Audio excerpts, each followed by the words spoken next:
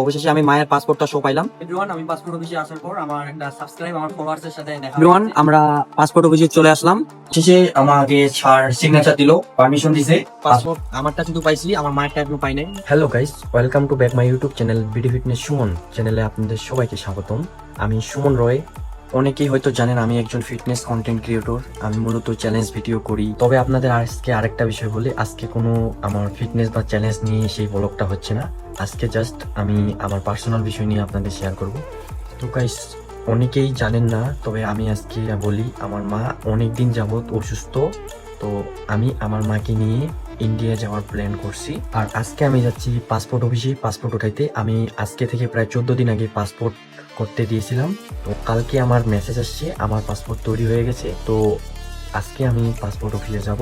তো সেই বিষয় নিয়ে আজকে এই ব্লগ ভিডিওটা, সেখানে কি কি কাগজ লাগতেছে, কি কি লাগতেছে বা কোথায় গিয়ে আমি পাসপোর্টটা পাচ্ছি, আপনাদের সম্পূর্ণ সেই ভিডিওটাকে প্রসেস করে দেখাবো। আপনারা এই ব্লগ ভিডিওটা দেখলে অনেকেই উপকৃত হবেন। তো গাইস, এখন আমি রওনা দিব পাসপোর্ট অফিসে যাওয়ার জন্য। আপনাদের ধাপে ধাপে সবকিছু আমি দেখাবো, আপনার সম্পূর্ণ ভিডিওটা দেখবেন। তো আজকে আমি সেই পাসপোর্টটা আনতে যাচ্ছি, দিনাজপুরে যাচ্ছি আমি। তো মানে এখন আমি অটোতে চললাম, অটোতে চড়ে এখন আমি যাচ্ছি পাসপোর্ট অফিসে। তো এভরিওয়ান, আমরা পাসপোর্ট অফিসে চলে আসলাম। তো এখন আমরা পাসপোর্ট অফিসে যাব, আমি দেখবো আমার পাসপোর্টটা কোথায় আছে। ভাই এদিকে, হ্যাঁ টয়লেট টয়লেট সব ভিতরে, হ্যাঁ ভাই এদিকে সব Guys,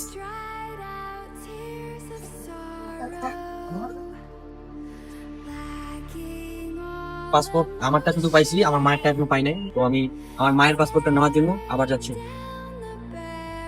আপনাদের আজকে একটা তথ্য শেয়ার করি। যেমন আপনারা ইতিমধ্যে অনেকেই জানেন যে আমার মা অসুস্থতার কারণে আমি কিন্তু পাসপোর্ট করছিলাম আমার মায়ের এবং আমার দুইটা পাসপোর্ট করাতে 14 দিন পর আমি পাসপোর্ট, আজকে মেসেজ আসছিল কালকে, তো আজকে আমি পাসপোর্ট নিতে আসছি।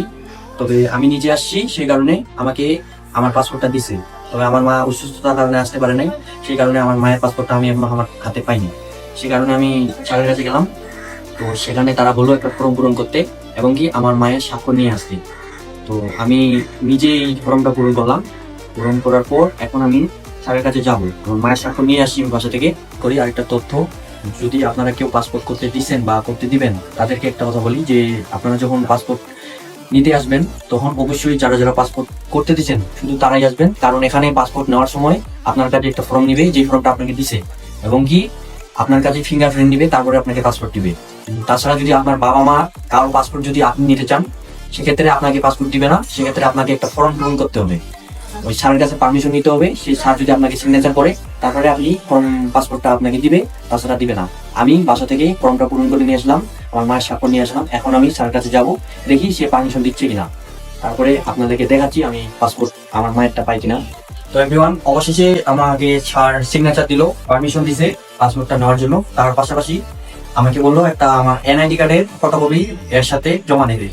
তো আমার কাছে আমার মানি ব্যাগে আমার এনআইডি কার্ডের ফটোকপি ছিল, তাই আমি এখানে সাথে সাথে দিতে পারলাম। আপনাদের ক্ষেত্রে আপনারা যদি এরকম সিচুয়েশনে পড়েন, তাহলে অবশ্যই একটা আপনার নিজস্ব এনআইডি কার্ডের ফটোকপি নিয়ে আসবেন বা সাথে ফটোকপি করে নিয়ে আসবেন।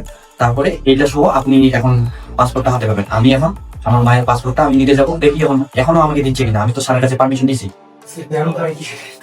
এখন আমরা পাসপোর্ট এখানে নিতে আসছি পাসপোর্ট কেন্দ্রে। তবে এখানে আমাদেরকে পারমিশন দিচ্ছে না ভিডিও করার জন্য, তাই আমি আপনাদেরকে সেটা দেখাতে পারতেছি না কোথায় আমাকে পাসপোর্ট দিচ্ছে। তবে আমি আপনাকে পাসপোর্টটা পাওয়ার পরেই আপনাদেরকে সেই ভিডিওটা দেখাবো। তো এভরিওয়ান, আমি পাসপোর্ট অফিসে আসার পর আমার একটা সাবস্ক্রাইব আমার ফলোয়ার্সের সাথে দেখা হয়ে গেছে। তো গাইস, অবশেষে এই যে আমার মায়ের পাসপোর্টটার জন্য এত কিছু ঘোরাঘুরি করলাম, প্রায় 3-4 ঘন্টা থেকে আমি বসে থাকলাম পাসপোর্ট অফিসে, আবেদন পূরণ করলাম আর অনেক কিছু করলাম। তো অবশেষে আমি মায়ের পাসপোর্টটা শো পাইলাম। তো আপাতত এখান থেকেই আমার ভিডিওটা আমি শেষ করলাম। তো নেক্সট আমি ভিসা সেন্টারে যাব ভিসা করতে।